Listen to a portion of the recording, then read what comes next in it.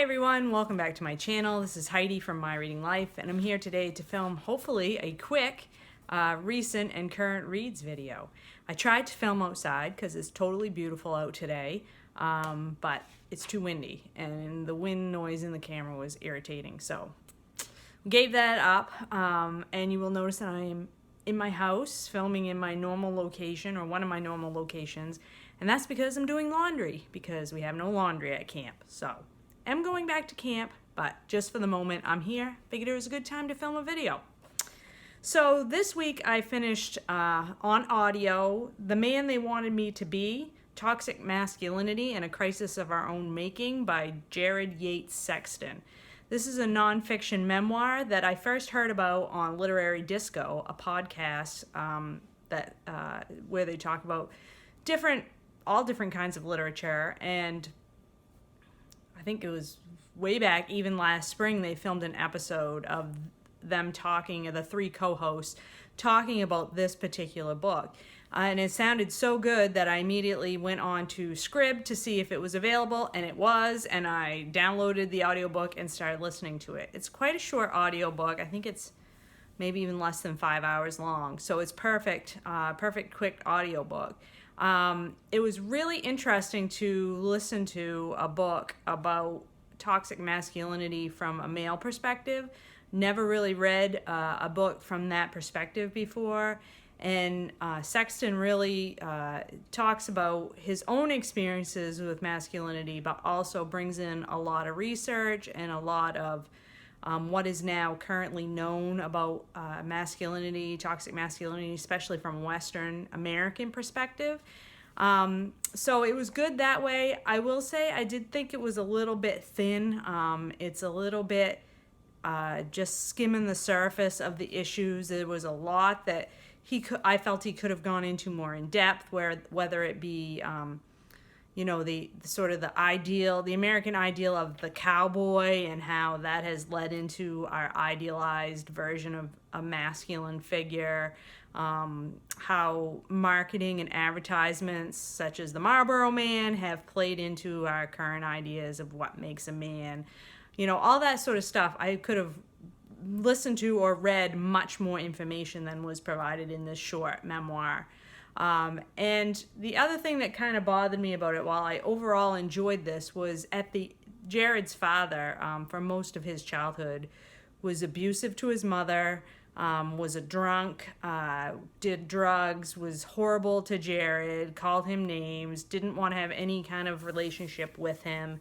And then as he got older, he got ill, and they started to develop some kind of a relationship at the end of his dad's life.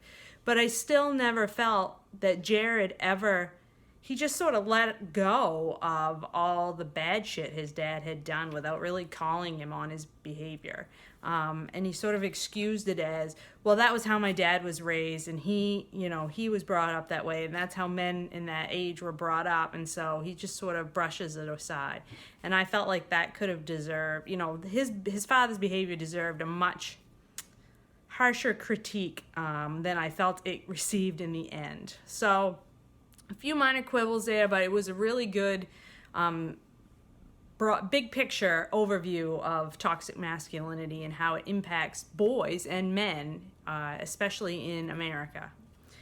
The next thing I finished was one of my buddy reads, and that's Lost Children Archives by Valeria Luiselli.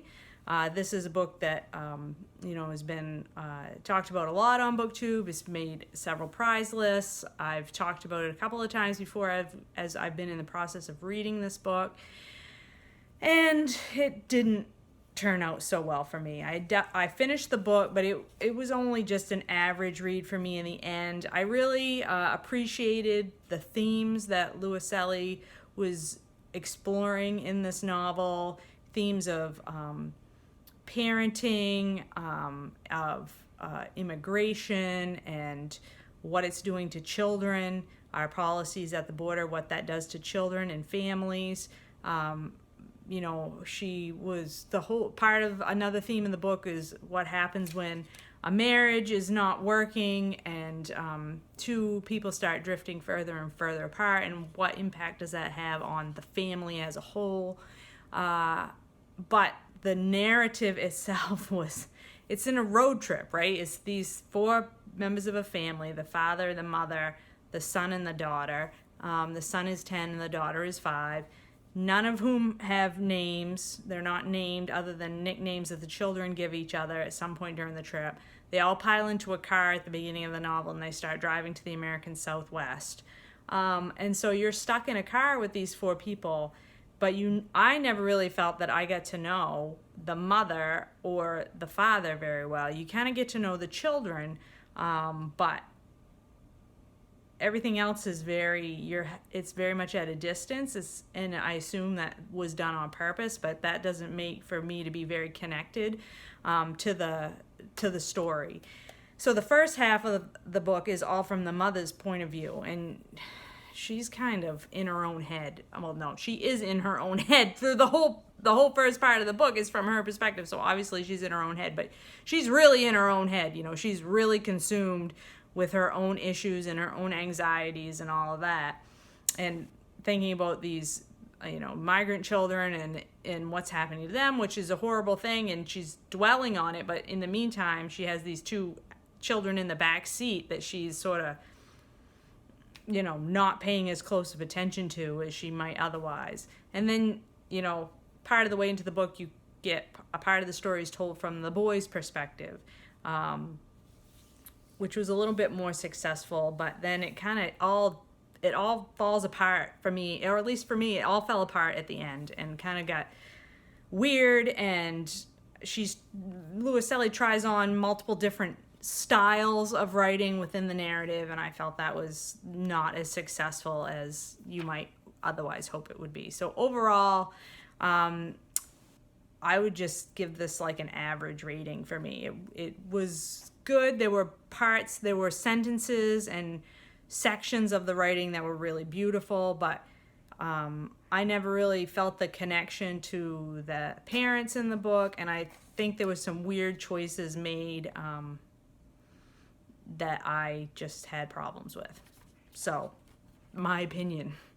And then I finally finished Barkskins. Natalie and I finished Barkskins this weekend by Annie Proulx, historical fiction, all about timber harvesting in North America from 1600s to present day, and what the timber industry has done to the native populations in North America and the native trees and forests, and none of which are good things. And so this book, as you've heard me talk about, is excellent at the beginning. It's a long book. It's over 700 pages. And it really, you're following 2 main characters from the beginning, and then their ancestors through the years, over these centuries, basically. And that was, at the beginning, was great. It was really fascinating. The writing is great.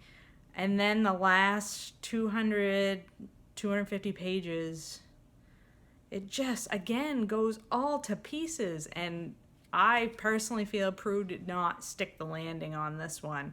In the beginning, each section is told from a different time period, so you're getting like different characters' perspectives, but you really, for each section, you're focusing on 1 or 2 main characters from each successive generation, and learning about them and becoming invested in their story and figuring out how they fit into the wider family and wider narrative.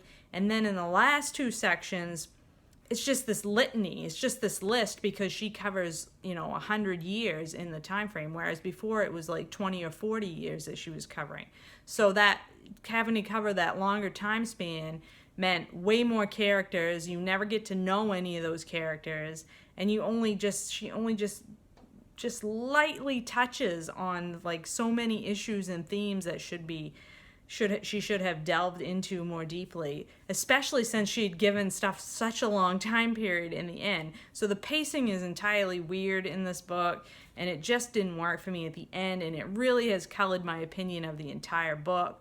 I really, really was aggravated at the end of the book. I told Natalie that if it hadn't been such a huge book, I wanted to huck it across the room when I finished the last page, because it just stops. It doesn't wrap anything up, and it doesn't even stop in a way excuse me, it doesn't even stop in a way to make you want to think about something. It just stops. Just stops.